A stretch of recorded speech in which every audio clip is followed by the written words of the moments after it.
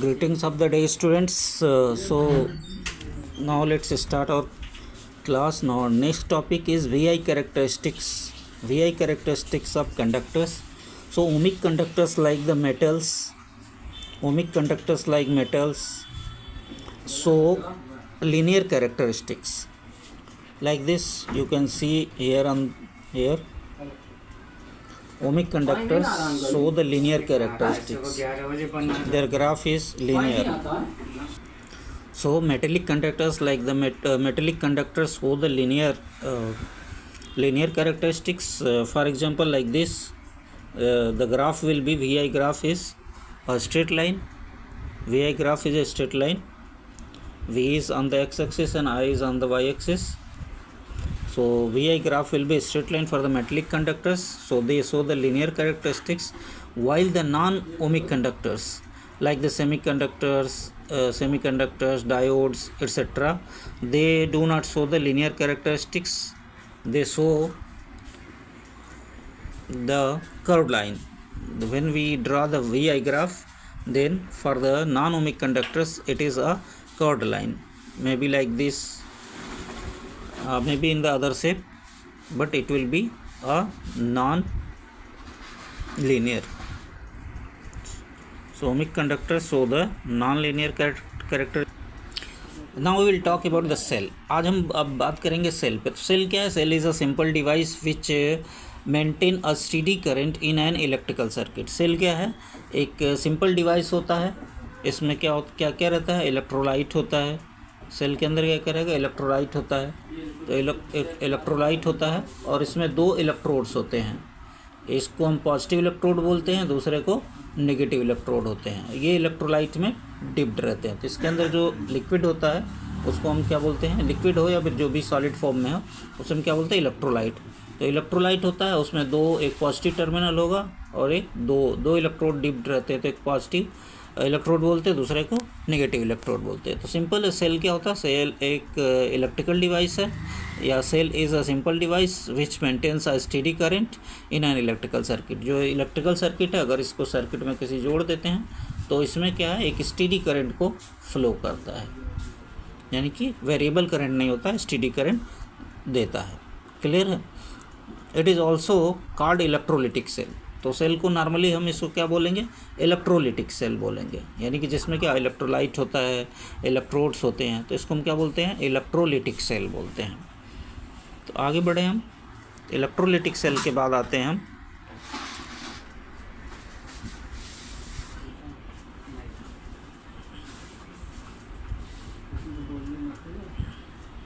Electrolytic cell. I hope कि clear हो गया होगा. अब हम आगे बढ़ेंगे.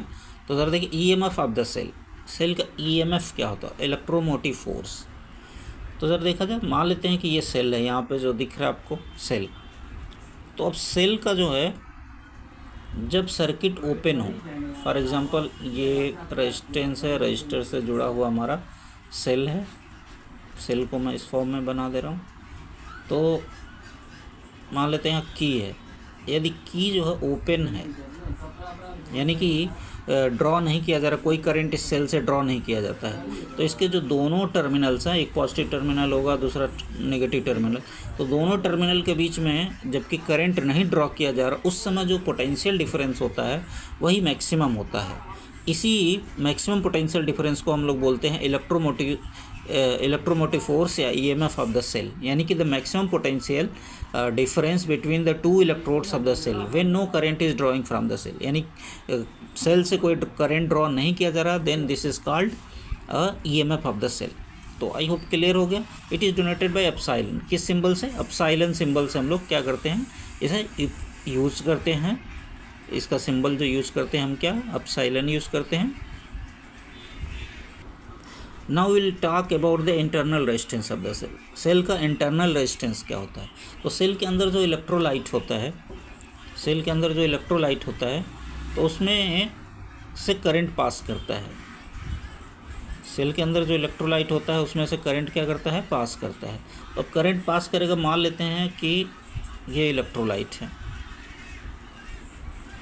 अब इलेक्ट्रोलाइट इसके अंदर है, एक इलेक्ट्रोड यहाँ पे, दूसरा इलेक्ट्रोड यहाँ पे. तो अब इसके अंदर जब करंट को पास करना होगा तो चार्जेस क्या करते हैं, मूव करते हैं। तो जो इलेक्ट्रोलाइट है, सेल का जो इलेक्ट्रोलाइट है, वो करंट को फ्लो होने में क्या करता है, कुछ रुकावट पैदा करता है, बाधा पैदा करता है। इसी रुकावट, इसी ऑब्स्टेकल को, यानी कि the obstacle produced by the electrolyte of the cell in flow of current through it, इसके अंदर जो करंट फ्लो करता है उसे क्या करता है, वो इसे रोकता है। इसी को हम कहते हैं इंटरनल रेजिस्टेंस, इसे स्मॉल आर से डिनोट करते हैं। यानी the opposition offered by the electrolyte of the cell to flow the current through it is known as internal resistance of the cell, it is denoted by small r. यानी cell का जो electrolyte है क्या करेगा, current को flow होने से थोड़ा सा रोकता है, ऑब्स्टेकल प्रोड्यूस करता है। तो ये जो रुकावट पैदा करता है, जो ऑब्स्टेकल प्रोड्यूस करता है, या अपोजिशन जो अपोज करता है करंट को फ्लो होने में, तो जितना अपोज करता है उसी को, उसके मेजरमेंट को हम लोग कहते हैं resistance of the cell, internal resistance of the cell. जैसे क्या बोलते हैं, internal resistance of the cell. तो सेल का जो इलेक्ट्रोलाइट होता है वही इंटरनल रेजिस्टेंस को ऑफर करता है। Now let's talk about the factors affecting the internal resistance of the cell. What are the factors which affect the internal resistance of the cell? Cell के internal resistance को कौन कौन से factors है जो अफेक्ट करते हैं, हम उन पर बात करेंगे। तो मान लिया हमने कि ये हमारा सेल है,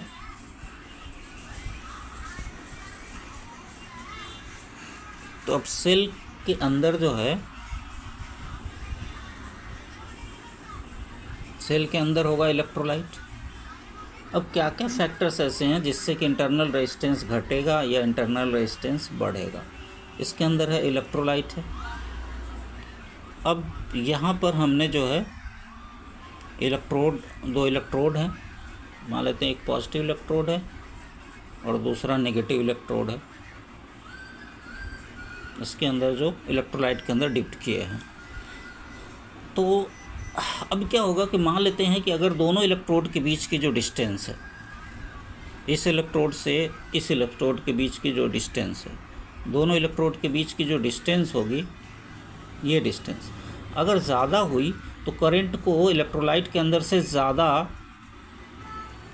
दूरी तय करना पड़ेगा। यानी कि when the separation between the electrodes will be more, then current has to travel a large distance.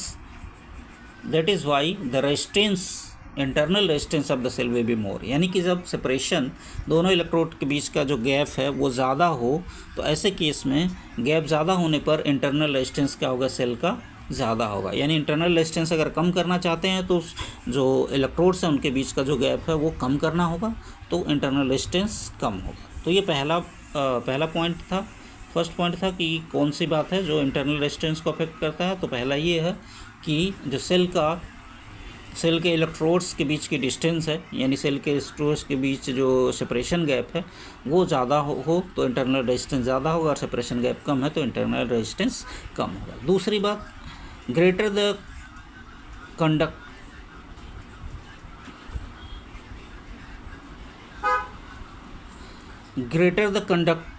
Conductivity of the electrolyte. अब इलेक्ट्रोलाइट की अगर कंडक्टिविटी ज़्यादा है, then lesser is the internal resistance. अब जो इलेक्ट्रोलाइट है, अगर इसके अंदर जो लिक्विड भरे हुए हैं, जो इलेक्ट्रोलाइट्स हैं, अगर उनकी कंडक्टिविटी क्या हो, ज़्यादा हो। कंडक्टिविटी ज़्यादा होने का मतलब है कि रेजिस्टेंस सिंपली उसका कम होगा। तो कंडक्टिविटी अगर ज़्यादा किसी, मान लेते एक मैंने इलेक्ट्रोड लिया, मान लेते H2SO4 ले लिया, या फिर दूसरी बार HCl ले लिया, या कोई और इलेक्ट्रोलाइट ले लिया, HNO3 ले लिया, तो अगर जो भी है, जो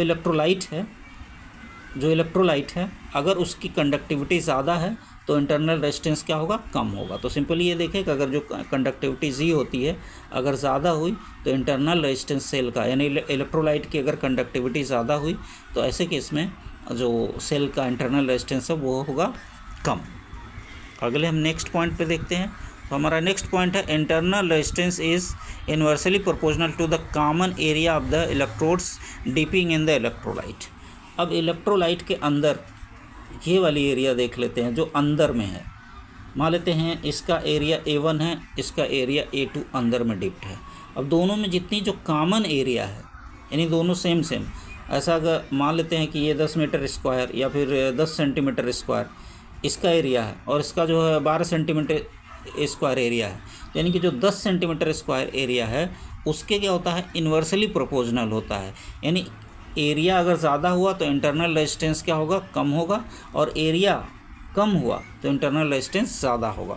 तो कितना एरिया जो है, कॉमन एरिया जो है, दोनों का जो कॉमन एरिया कितना डिप्ड है इलेक्ट्रोलाइट के अंदर, कितना इलेक्ट्रोलाइट के अंदर है, उस कोई वो जो ज़्यादा अगर हुआ तो इंटरनल रेजिस्टेंस कम होगा। तो इस बात को I hope these are the factors affecting the internal resistance of the cell.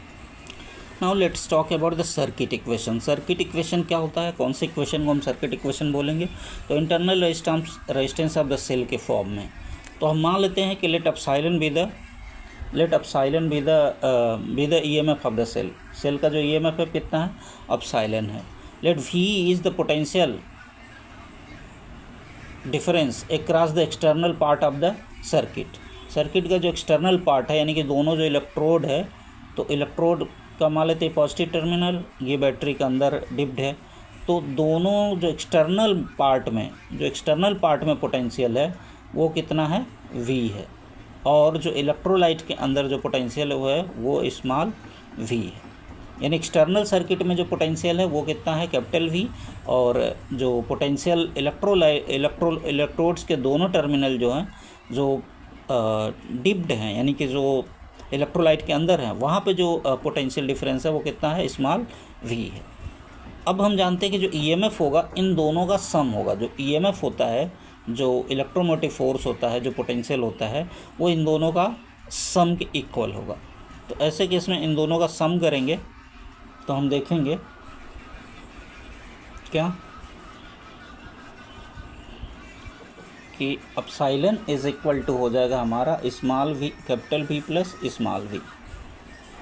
अब जब देखा जाए एप्सिलॉन इज इक्वल टू हो जाएगा, कैपिटल V होगा I into external resistance R, और जो स्मॉल v है इलेक्ट्रोलाइट के अंदर, तो इलेक्ट्रोलाइट के अंदर भी करंट I फ्लो हो रहा होगा और उसका रेजिस्टेंस स्मॉल r होता है। तो I into capital R plus I into small r। So epsilon will be is equal to हो जाएगा I, अगर यहाँ से कॉमन ले लें तो ये हो जाएगा capital R plus small r।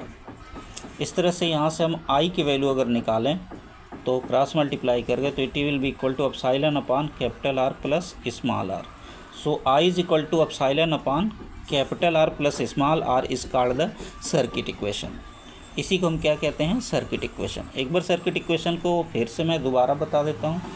हम क्या मान लेंगे, हम मान लेते हैं कि जो एक्सटर्नल सर्किट में पोटेंशियल है वो कैपिटल V है, ईएमएफ सेल का क्या है, एप्सिलॉन है, और स्मॉल v जो है वो इंटरनल जो है स्मॉल v क्या है, and small v is the potential difference between electrodes into the electrolyte. Electrolyte के अंदर जो इलेक्ट्रोड्स है उनके बीच में पोटेंशियल डिफरेंस है।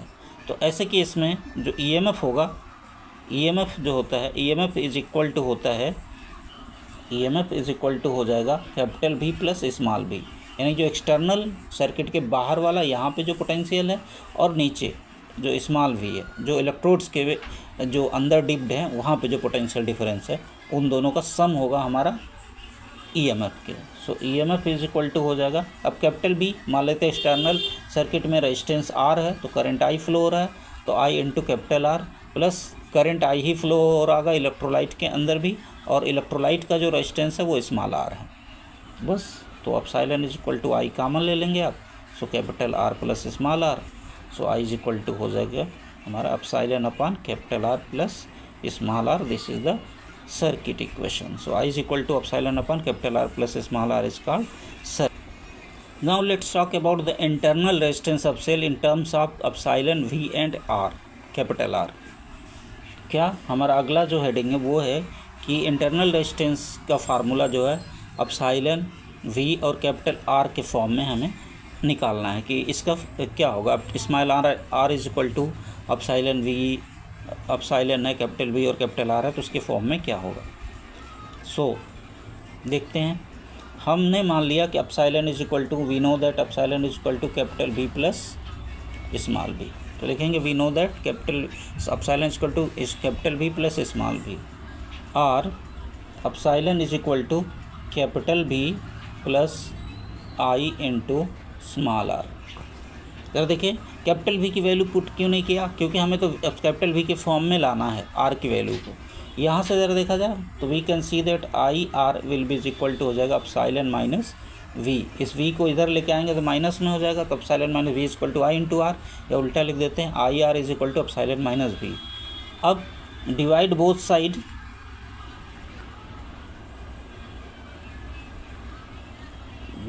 By I capital R is equal to V, यानी लेफ्ट साइड में divide by I R is equal to V, यानी लेफ्ट साइड में हम आई आर से डिवाइड करेंगे और राइट साइड में कैपिटल V से डिवाइड करेंगे। तो जब हम डिवाइड करेंगे तो हमारा जो इक्वेशन हो जाएगा वो बन जाएगा आई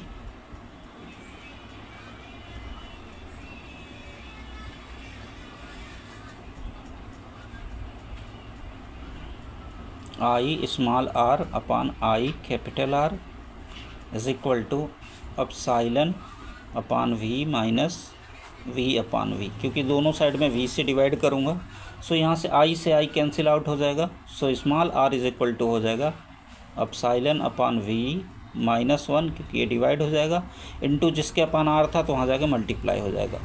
सो ये हो गया small r is equal to epsilon upon V minus 1 into r।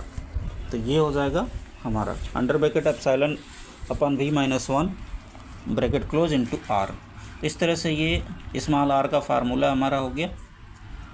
एक बार फिर से हम आपको अगेन दोबारा दिखा देते हैं, दोबारा रिपीट कर देते हैं सो दैट कि आपको और क्लियर हो जाए। हमने कहा कि एप्सिलॉन इज इक्वल टू होता है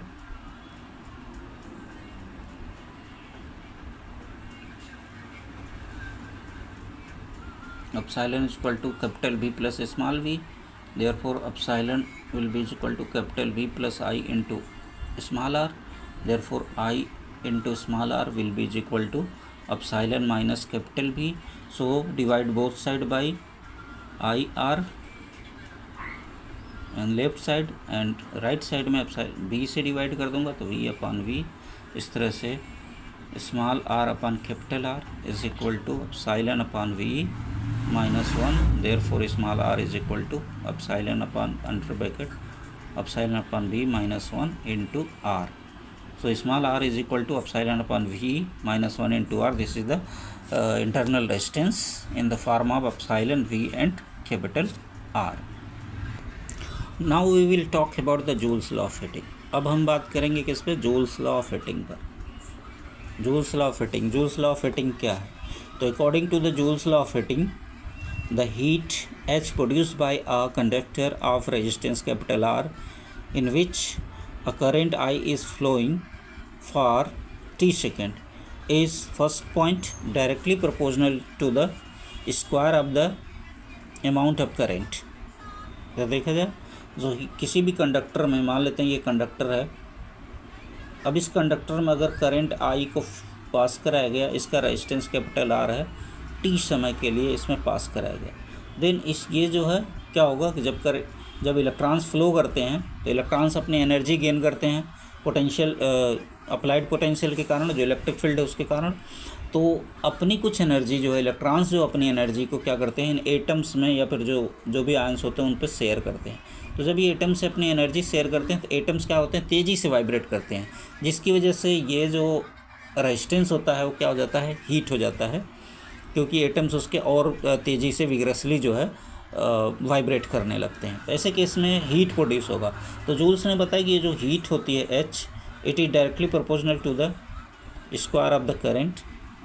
दूसरी बात इन्होंने कहा it is directly proportional to the resistance of the conductor, जो कंडक्टर है उसके रेजिस्टेंस के directly proportional, and this heat also is directly proportional to the time for which current is passed, यानी जितने समय के लिए करंट पास किया उसके भी डायरेक्टली प्रोपोर्शनल होता है। So combining all these we get, इन सबको कंबाइन करूँगा तो क्या मिलेगा, H directly proportional to I square RT। So H will be is equal to K I square RT where k is a proportionality constant and in SI unit the value of k is 1। SI unit में जो k की value होती कितनी होती है, 1 होती है। तो ऐसे केस में k की वैल्यू जब SI यूनिट में कितनी हो गई, 1 हो गई। तो जब k की वैल्यू 1 हो गई तो हम इसे लिख सकते हैं कि h is equal to I square R T. तो h equal to I square R T is called Joule's law of heating. इसी को हम क्या कहते हैं, Joule's law. h equal to I square R T is called Joule's law of heating. अब ये heat के जो हीट का फार्मूला है, यानी कि heat produce by a conductor when current is flowing through it, यानी किसी कंडक्टर में किसी रेजिस्टेंस में जब करंट फ्लो होता है तो उसमें कितना वो रेजिस्टेंस हमारा कितना हीट होगा, उसके लिए फार्मूला है कि आई स्क्वायर आर टी। अब इस फार्मूले को थोड़ा सा हम मॉडिफाइड करके कुछ और फॉर्म में कर सकते हैं। सो अगर हम आर की वैल्यू को पुट कर दें आई स्क्वायर, तो आर की वैल्यू हो जाएगा V upon I into T. तो सॉल्व करें तो ये हो जाएगा एच इक्वल टू हो जाएगा हमारा आई वी टी। थोड़ा सा याद करने का तरीका से लिख सकते हैं वी आई टी। तो एच इक्वल टू एक दूसरा फार्मूला हमारा क्या है, V I T. Joule's law of heating ये पहले वाले को कहते हैं, H equal to I square R T को ही हम जूल्स लॉ ऑफ हीटिंग कहते हैं। इसी का दूसरा रूप हो गया H equal to V I T. अच्छा, इसे हम अगर आई की वैल्यू को पुट करें, सॉल्व करें, तो हमें एक और फार्मूला मिल सकता है, तो उसको भी डिराइव कर लेते हैं। तो दूसरे फार्मूले को, यानी कि हमारा जूल्स लॉ ऑफ हीटिंग है H equal to I square R T. अब इसमें आई की वैल्यू पुट कर दें तो आई इज इक्वल टू हो जाएगा वी अपॉन आर। तो वी अपॉन आर का स्क्वायर इंटू आर टी। तो जब स्क्वायर करेंगे तो आर से आर कट जाएगा। सो एच इक्वल टू हो जाएगा हमारा V square T upon R. This is the another formula for the heat produce by conductor, produce by resistance. किसी रेजिस्टेंस के कारण जो कितना हीट प्रोड्यूस होगा उसको भी निकालते हैं, H equal to V square T upon R. तो एक और फार्मूला हमें ये मिल गया है। Now let's talk about the other topic, electrical energy. तो इलेक्ट्रिकल एनर्जी क्या होता है उस पर बात करेंगे हम, कि इलेक्ट्रिकल एनर्जी क्या होता है इस पर बात करेंगे। तो यानी कि the energy possessed by the electricity is known as electrical energy. तो इस इलेक्ट्रिकल एनर्जी को कैसे हम कैलकुलेट करेंगे उसको लेकर के चलते हैं। अब मान लेते हैं कि हमारा एक कंडक्टर है जिसकी लेंथ है यल है, इसके दो एंड्स हैं, इस कंडक्टर के दो एंड्स हैं, एक एंड ए है दूसरा एंड बी है। इसमें करंट आई जो है फ्लो हो रहा है, क्लियर है। अब मान लेते हैं कि ए एंड पर जो पोटेंशियल है वो भी ए है एंड बी एंड पर जो पोटेंशियल है वो भी बी है। अब since current is flowing from A to B, clearly V A will be greater than V B, क्योंकि हायर पोटेंशियल से लोअर पोटेंशियल की तरफ करंट जो है फ्लो करता है। इसका मतलब जो potential at point A is greater than the potential at point B. ऐसे केस में अगर V A minus V B होगा then it will be greater than zero, positive होगा क्योंकि वी ए ज़्यादा है। और यदि ये V B minus V A हुआ then it will be less than zero, negative होगा क्योंकि वी बी स्मॉल है, क्लियर है। इन बातों को हमें नोट कर लेना है। तो हमने मान लिया कि let there is a two ends of a conductor A and B, then let potential at the point A is V A and potential at point B is V B. Potential A पर जो है A point पर potential V A है, B point पर potential V B है। अब clearly current is flowing from A to B, clear है कि करंट जो है ए से बी की तरफ फ्लो कर रहा है, इसलिए इसका मतलब ये हुआ कि वी ए जो पोटेंशियल है ए पॉइंट पर जो पोटेंशियल वो ज़्यादा हुआ और बी पॉइंट पर पोटेंशियल क्या होगा, कम होगा, क्योंकि हायर पोटेंशियल से लोअर पोटेंशियल की तरफ करंट फ्लो करता है, क्लियर है। इसका मतलब ये हुआ कि V A minus V B वो पॉजिटिव होगा यानी ग्रेटर देन ज़ीरो यानी पॉजिटिव होगा, और V B minus V A क्या होगा वो लेस देन ज़ीरो यानी नेगेटिव होगा। तो इन दोनों बातों को नोट करना है, ध्यान रखना। आगे हम अब सपोज़ कर लेते हैं ये हमारा कंडक्टर है और पॉइंट ए से पॉइंट बी की तरफ करंट हमारा फ्लो हो रहा है। तो अब let in time interval T, मान लेते हैं कि टाइम इंटरवल टी में, कुछ समय टी में चार्ज क्यू, तो charge Q is equal to क्या हो जाएगा आई इंटू टी।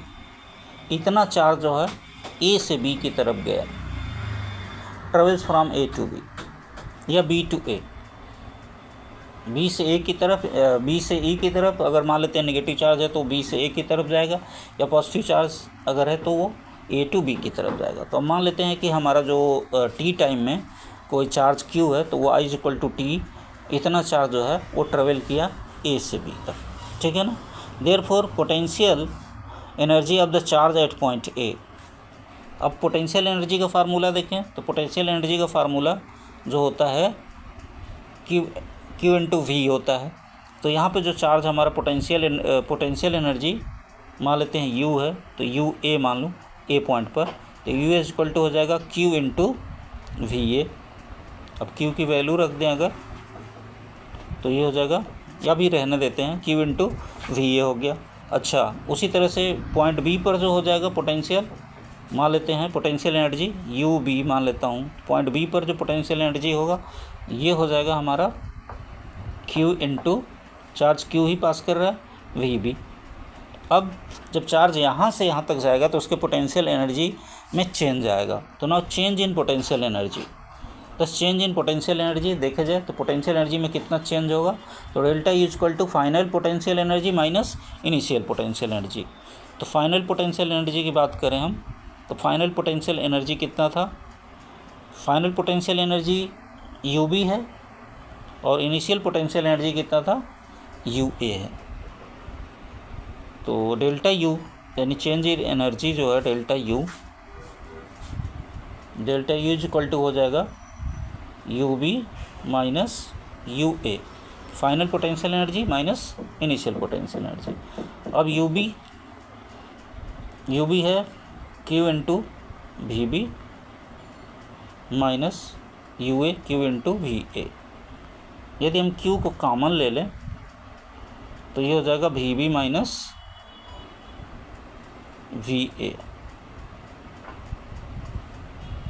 अब V B minus V A क्या होगा, नेगेटिव होगा। अब उसे हम वी मान लेते हैं, V B minus V A को माइनस वी, तो हो जाएगा माइनस क्यू वी, जहाँ पे वी इज इक्वल टू हो जाएगा V B minus V A, V B minus V A,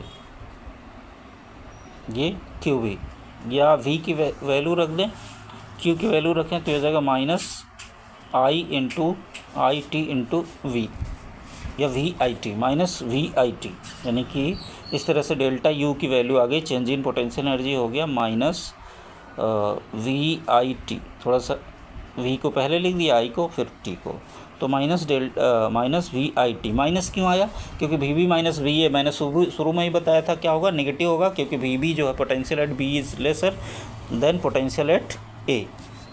clear है। तो इस तरह से delta U is equal to यहाँ पे लिखा है माइनस वी आई टी, जो नोट्स में आप नीचे देख रहे होंगे, नोट्स को भी अपना ध्यान देते रहेगा।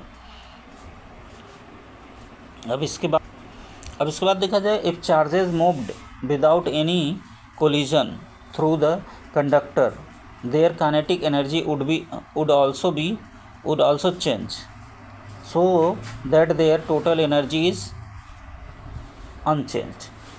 अब देखा जाए अगर चार्जेस जो है बिना किसी कोलिजन के कंडक्टर के अंदर, अब कोई चार्ज है और ये मूव कर रहा है, अब हम सपोज कर लेते हैं चलो कोलिजन ही नहीं कर रहा है और आगे बढ़ते हुए वो चला जाता है कंडक्टर में, अगर वो बिना कोलिजन के आगे बढ़ते हुए जाएगा, ऐसे केस में इसकी काइनेटिक एनर्जी क्या होगी, इंक्रीज होगी। क्यों, क्योंकि potential energy plus kinetic energy दोनों का सम क्या होता है, वो कंजर्व होता है, कांस्टेंट होता है।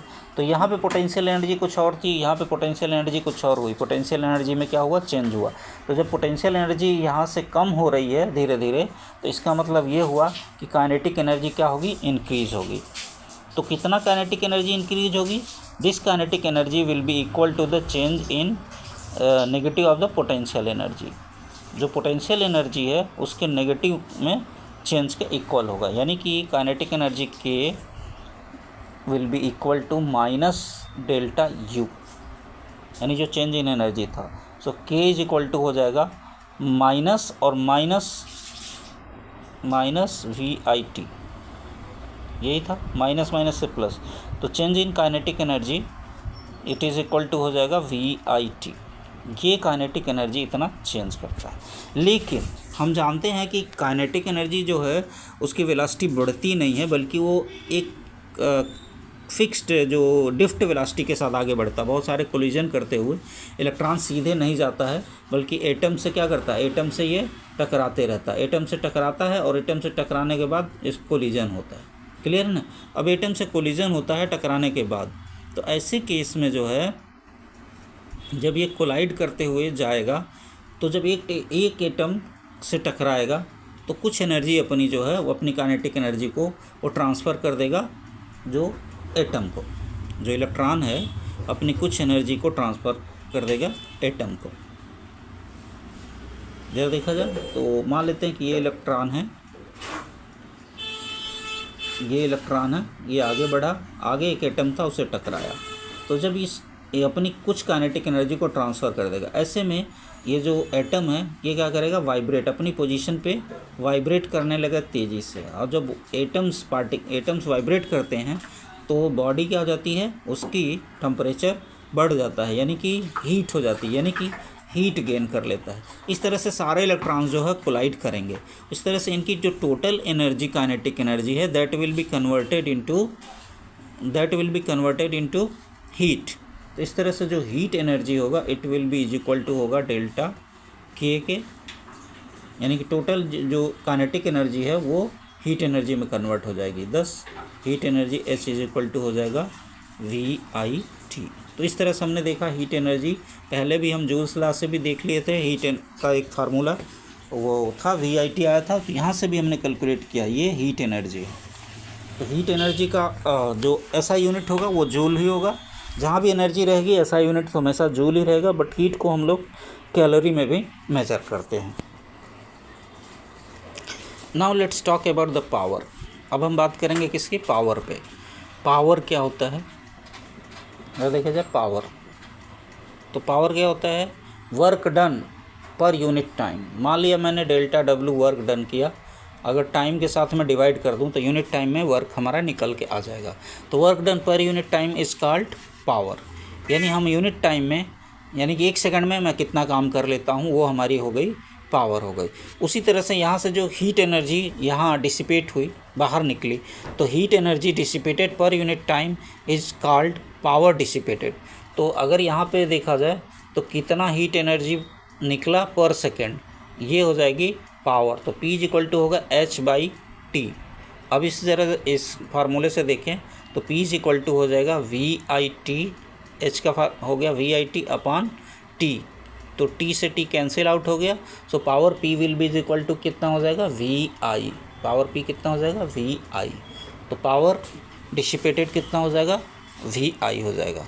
अब सिमिलरली इसी फार्मूले को हम लोग क्या करें, चेंज कर सकते हैं। तो चेंज करते हुए अगर हम चाहें तो बहुत सारे फॉर्म्स हैं, उन्हें हम बना सकते हैं। जैसे कि हीट एनर्जी का जो फार्मूला था H equal to I² RT, तो यहाँ से पावर अगर देखा जाए तो T से डिवाइड हो जाएगा, तो ये हो जाएगा I² R। ज़रा देखिए, यानी T को एलिमिनेट कर देंगे जो हीट प्रोड्यूस के पावर से, हीट प्रोड्यूस में से टाइम को अगर एलिमेंट कर देते हैं तो पावर का फार्मूला बन जाएगा। उसी तरह से H इक्वल टू VIT है, तो P इज इक्वल टू उस समय क्या हो जाएगा, VI हो जाएगा। ठीक है। अब H इक्वल टू है V² T R, then power P is equal to हो जाएगा V² R। तो ये 3 फार्मूले पावर के भी हो गए। P is equal to I² R, P is equal to VI या P is equal to V² R। तो ये 3 फार्मूले हो गए पावर के लिए। आज के वीडियो का लास्ट जो टॉपिक हमारा, method of minimising the power loss in transmission of current from one place to other place. आपने देखा बड़े बड़े टावर्स, बड़े बड़े जो है पोल्स लगे होते हैं, उनसे जो करंट पास करता है एक जगह से दूसरे जगह तक, करंट को हम पास कराते हैं। तो यानी करंट एक जगह से दूसरे जगह ट्रांसमिट करते हैं। एक सोर्स पावर स्टेशन है, वहाँ से करंट को भेजा जाता है दूसरे पावर स्टेशन पर स्टोर करने के लिए। अब इसमें जब करंट यहाँ से यहाँ तक भेजेंगे हम, तो ज़रा देखिए जो केबल लगा होगा, जो वायर लगा होगा, उसका अपना कुछ रेजिस्टेंस होगा। मान लेते हैं अगर RC रेजिस्टेंस है, तो ऐसे केस में मान लेते हैं कि अगर इसमें करंट I फ्लो हो रहा है, तो जो हीट ये क्या करेगा, हीट हो जाएगा, यानी कि I² RT क्या करेगा, ये हीट प्रोड्यूस कर देगा, यानी T समय के लिए जितने भी समय के लिए करंट को फ्लो करते हैं। या दूसरी लैंग्वेज में इसे कहें तो यानी केबल में जब करंट फ्लो होगा तो वो हीट होगा क्योंकि उसमें रेजिस्टेंस होगा उसका। तो ऐसे केस में उसका जो कितना पावर लॉस हो जाएगा, कुछ ना कुछ तो पावर लॉस होगा। तो कितना पावर लॉस होगा, अगर पावर लॉस की बात करें तो पावर लॉस हमारा हो जाएगा I²RC।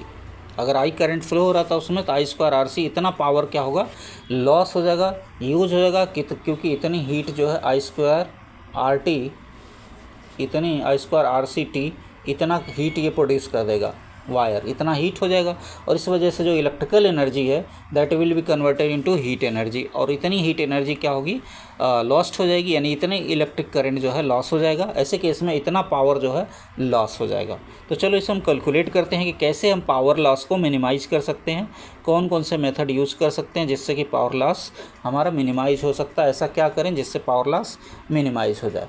तो अब हम मान लेते हैं कि जो पोटेंशियल अप्लाई किया गया V और जो सर्किट में करंट फ्लो हो रही है I, हमने V पोटेंशियल को अप्लाई किया है ताकि करंट को हम A पॉइंट से B पॉइंट तक भेज सकें।